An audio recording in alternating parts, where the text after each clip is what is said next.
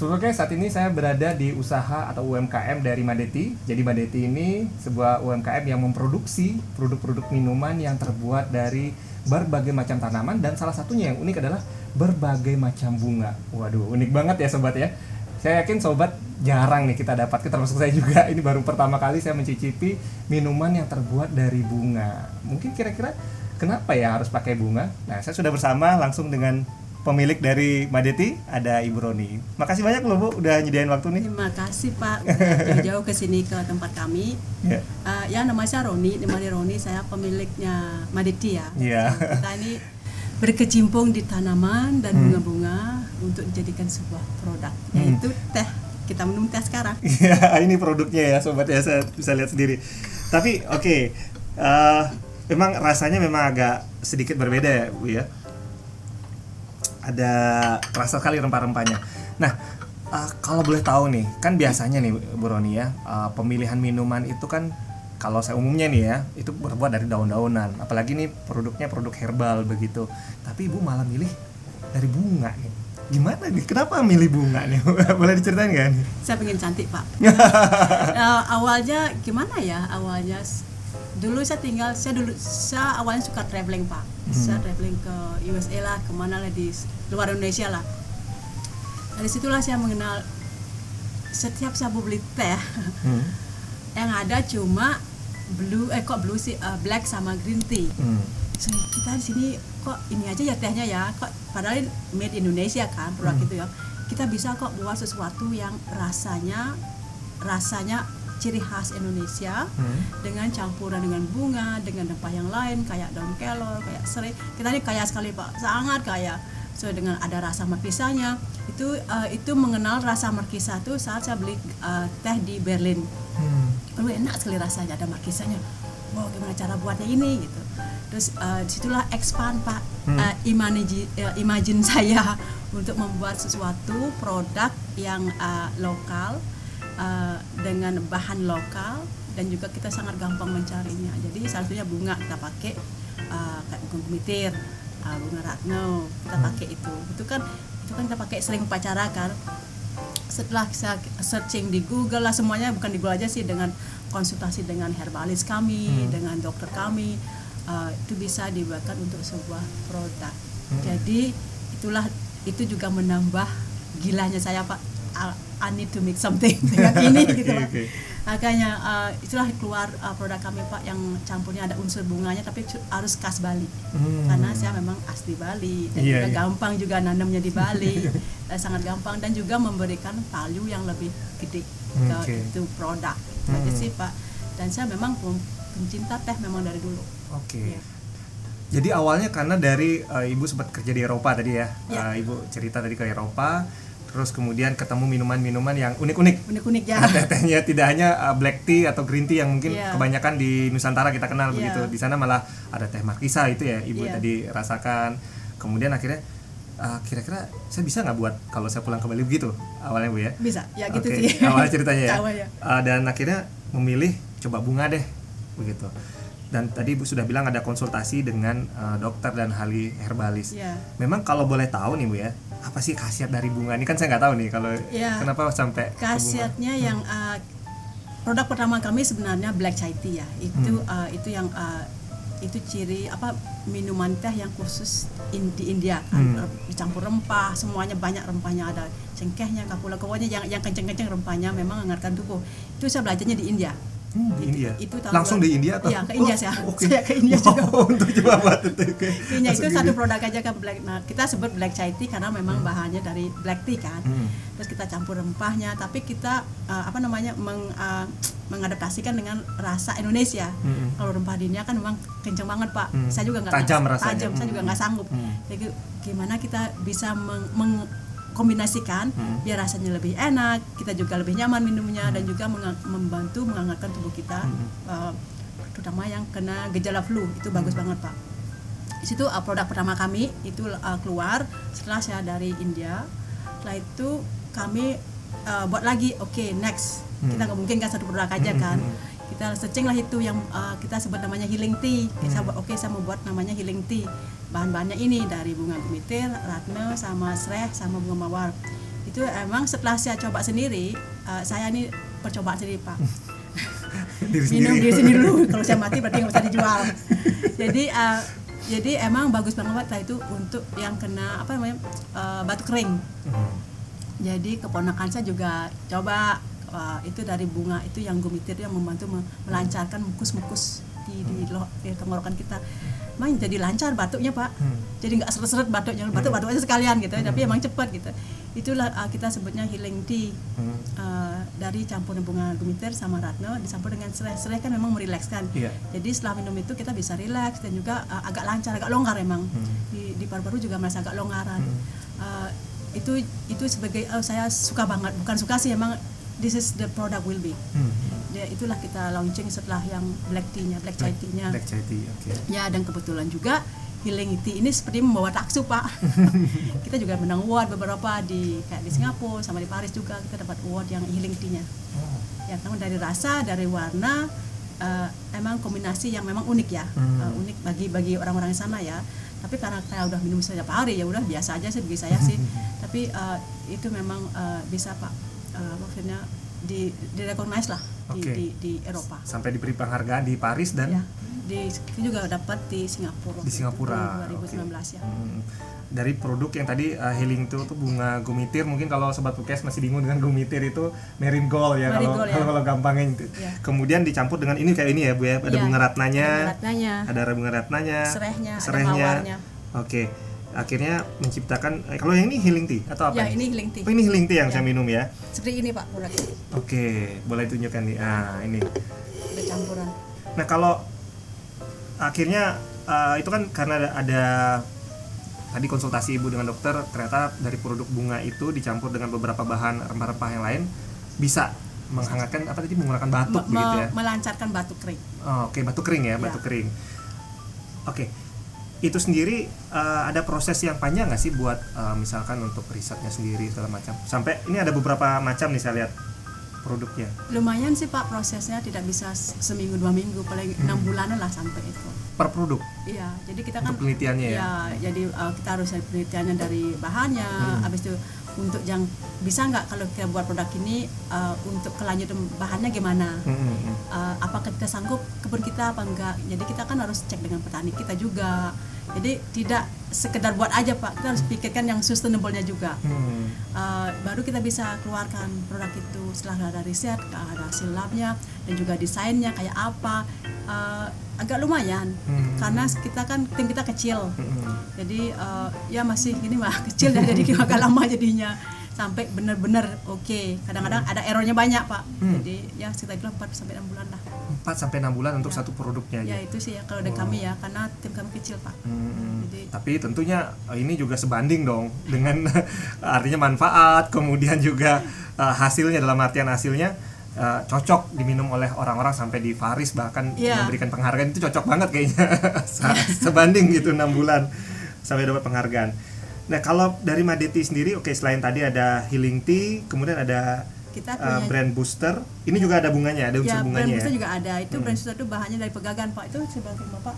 Banyak kalau jadi ke rumah kita atau tempat kita itu dikelilingi dengan pegagan, tanaman. Jadi itu sebagai bahan kita. Emang kelihatan wild ya Pak ya, enggak tapi itu memang bahan kami. Jadi di belakang Bapak itu semuanya bahan Pak. Jadi itu juga punya cerita sendiri Pak. Makanya saya bilang brand booster itu kan bisa membantu saya untuk fokus. Kadang-kadang saya nggak fokus pagi-pagi Pak. Jadi saya perlu fokus.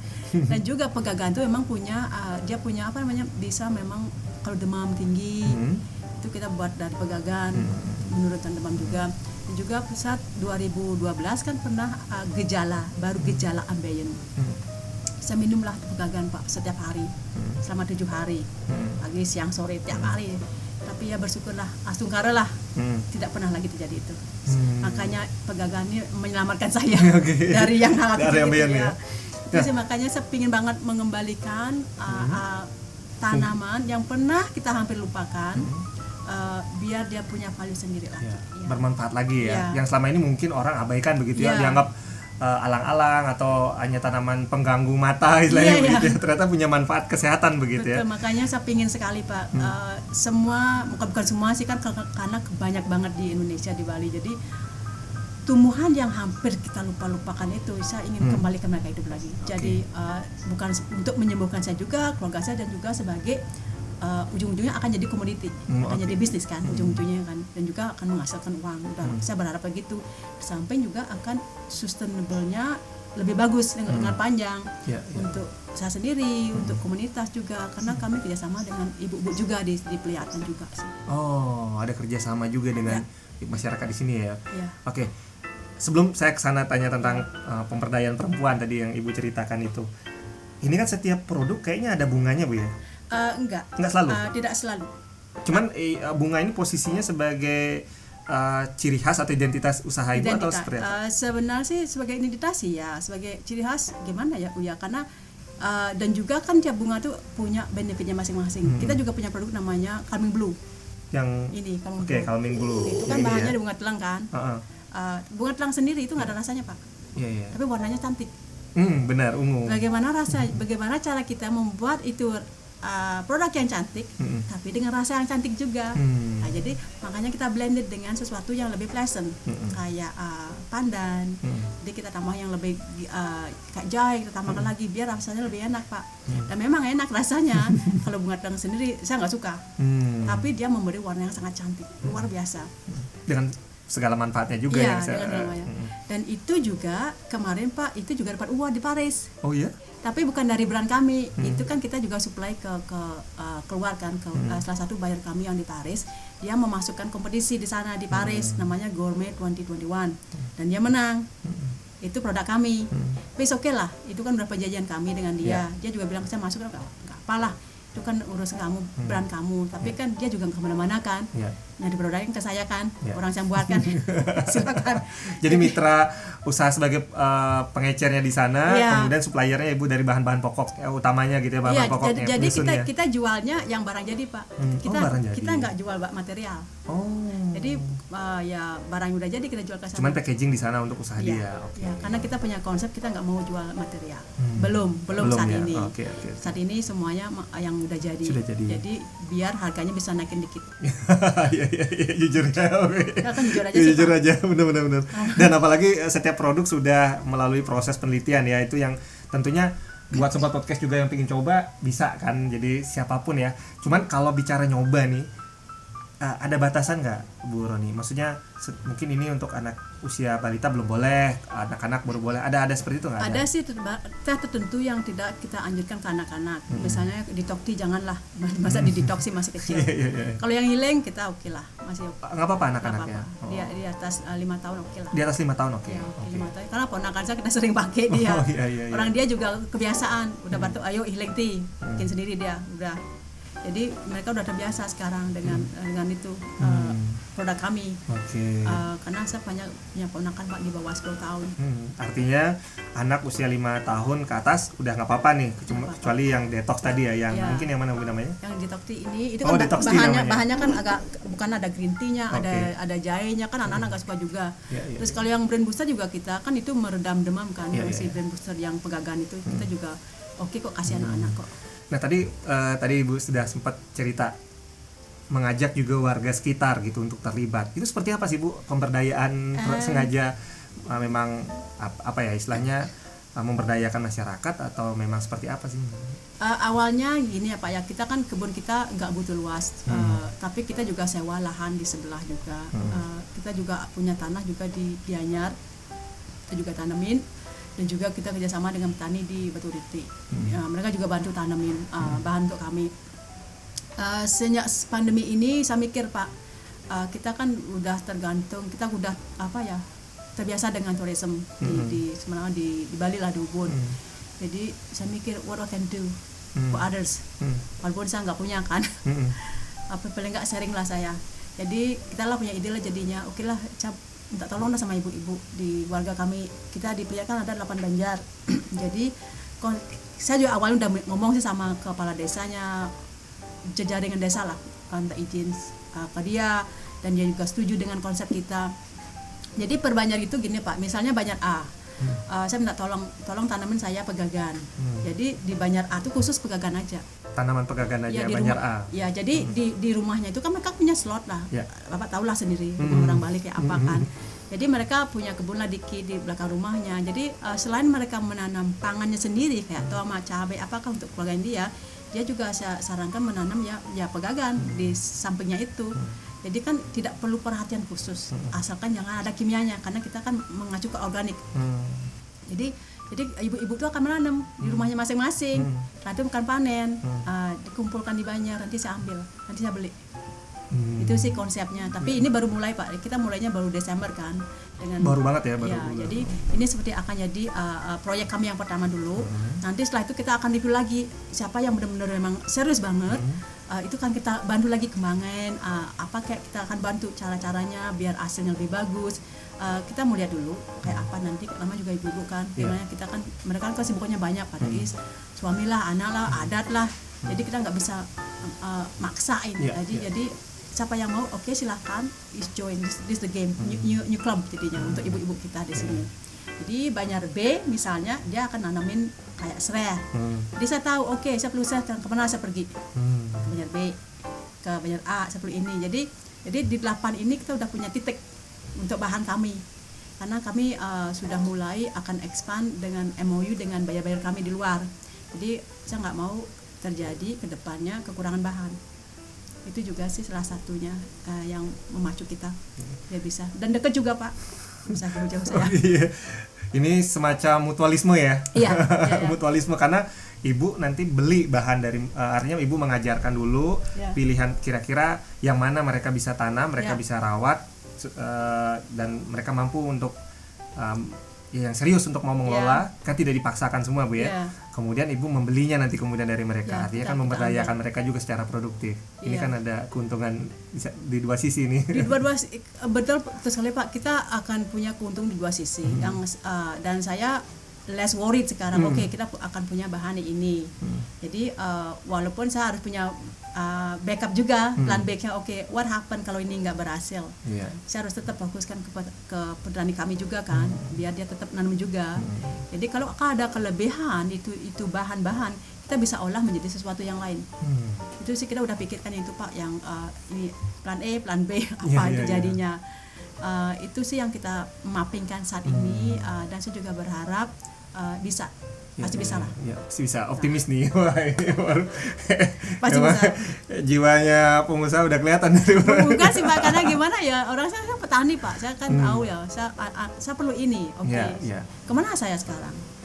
Biar nggak jauh-jauh. Jadi ya itulah yang saya lakukan saat ini. Jadi, karena sudah termanajemen dulu. Dari ibu punya tenaga sendiri dari petani, kemudian kalau kurang ibu bisa ambil dari Banjar, kalaupun nanti dari warga Banjar misalkan ternyata berlebih, tetap ibu beli misalkan, ibu bisa manfaatkan untuk mungkin menciptakan produk-produk baru gitu ya, dengan perpaduan itu. Ini kan menarik sekali. Cuman kalau tadi kan bicara prosesnya kayak enak-enak aja nih. Tapi saya pastinya orang juga tahu di balik itu semua apa nih tantangan sekarang, karena pandemi ini dari beberapa wirausaha atau pelaku UMKM yang pernah saya juga undang di podcast, rata-rata mereka merasakan dampaknya luar biasa begitu, walaupun pada akhirnya mereka bisa survive dengan pasar yang sudah mereka bentuk di awal, yang A nggak bisa di pasar di B bisa. Kalau dari sini apa tantangannya sendiri? Tantangan kami ya lumayan sih Pak, tapi dengan adanya corona ini kita wake up Pak. Totally wake up. So what next? Jadi kita punya plan. Jadi 2021 ini kita benar-benar membenahi diri kami di perusahaan kami sendiri. Benahi dapur dulu, manajemen lah, benahi dulu karena juga order juga menurun kan. Tapi kami bersyukur sekali Pak, sangat bersyukur kita tidak merumahkan ibu-ibu kami. Jadi karyawan tetap kerja karena kita ada order. Terus ada dari luar juga ada. Dan kafe ini juga berdiri saat Corona 2020. Jadi ini sebagai plan B kami.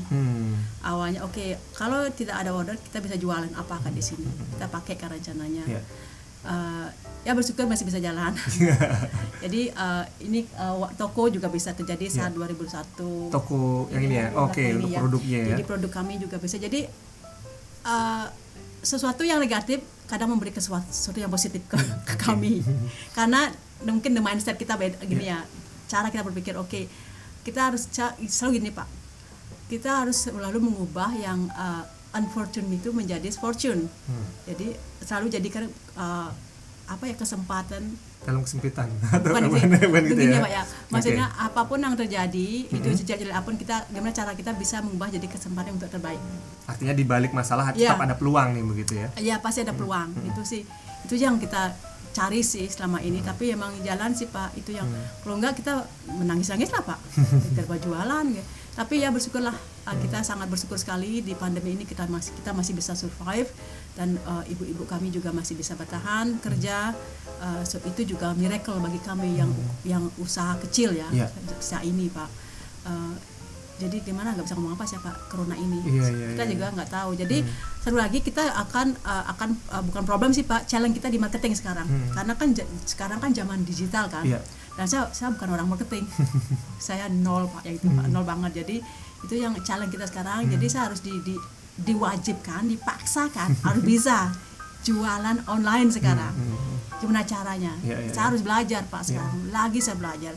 Kalau saya memang nggak tahu sama sekali tentang itu. Saya produksi menciptakan produk bisa saya Pak. Tapi marketing nggak bisa. Memasarkan menjadi tantangan. Karena yang selama ini sudah mitra-mitra yang sudah jalan ini kan memang sudah dekat mungkin ya. Udah ibu sudah jadi mitra tetap. Oke, itu sudah pasarnya sudah ada. Tapi dari produk-produk yang saya lihat di belakang ini kan ada yang sudah packaging ini sudah siap juga untuk dipasarkan di Indonesia misalkan seperti itu ya. Ya, itu yang perlu kita genjot Pak di online marketingnya, di online lah, online sale-nya. Kalau itu dari tantangannya sendiri, bersyukurnya karyawan tetap bisa kerja segala macamnya. Tapi dari tanaman ini sendiri bagaimana dengan cuaca? Dari tahun ini kan cuacanya cukup berubah-ubah ya. Iya Pak, kita bersyukur di tropical ya Pak ya. Jadi tidak ada yang begitu drastis banget ya dengan tanaman. Memang ada sih kalau misalnya bunga yang paling gumitir yang paling rentan itu. Kalau hujan dikit langsung ambruk mati. Itu aja yang makanya kita tahu sekarang jangan deh nanam bunga gumitirnya karena dia cuaca entah apa. Kita juga punya kalender Pak, bulan ini kita nanam ini, bulan ini kita nanam ini. Kalau yang lainnya sih oke sih Pak, karena dengan cuaca di tropical ini, karena kita memang tanam tropical Pak, jadi nggak apa-apa, maksudnya nggak begitu banyak sih. Cuma ya tantangannya pas hujan aja nggak bisa panen. Itu aja sih Pak. Karena busuk gitu ya atau apa? Ya nggak bisa panen Pak, hujan gitu. Hujan Pak. Iya. Tapi selama ini kalau hujan sendiri kan biasanya tanaman mudah busuk, itu juga mengalami nggak? Enggak, kita panen, kita langsung olah itu. Jadi kita nggak sampai membiarkan begitu ya. Enggak. Jadi semua produk ambil sekarang harus jadi hari ini. Ada want to know harus jadi hari ini. Wah, ini manajemennya baik sekali ya, karena ada bunga gumitir misalkan tadi marigold itu kalau cuaca tertentu kita tanam sekarang, kalau lagi cuacanya buruk kita hindari gitu. Nah, selama panen itu berarti mencukupi Bu ya untuk di stok gitu. Ya, mencukupi. Karena sifatnya ini kan dikeringkan atau ya. Jadi memang bisa panjang ya begitu. Ya. Dengan packaging yang ada dan sekarang tantangannya adalah marketing. Wah, ini menarik sekali ya. Artinya setiap pandemi atau karena Covid ini tidak menghalangi Bu Roni untuk mengembangkan lagi, menciptakan produk-produk baru dari Madeti. Ini kan masih akan ada lambah-lambah lagi ya. Ditambah lagi produk dengan cafe ini sendiri.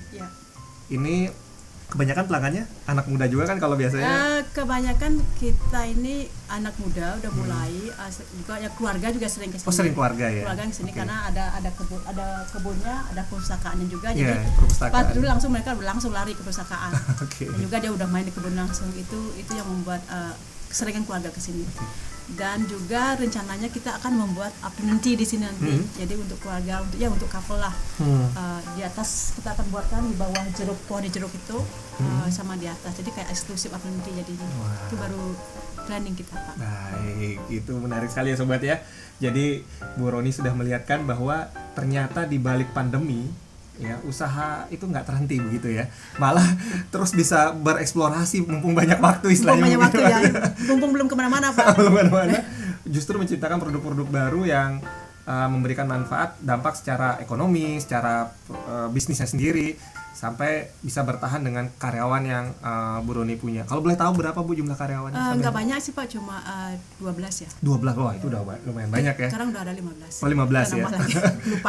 Malah nambah loh di kondisi pandemi dan malah bertahan. Ini menarik sekali. Terima kasih Bu Roni atas waktunya hari ini, udah ngobrol di podcast Era Rumpi. Dan tentunya ini mungkin saya cicip-cicipi dulu. Terima kasih Pak, itu singkong loh Pak. Teh-tehnya yang sudah disediakan, singkongnya juga. Dan Sobat Podcast, demikian obrolan saya hari ini. Sampai jumpa di episode-episode menarik lainnya, tentunya di podcast Era Rumpi.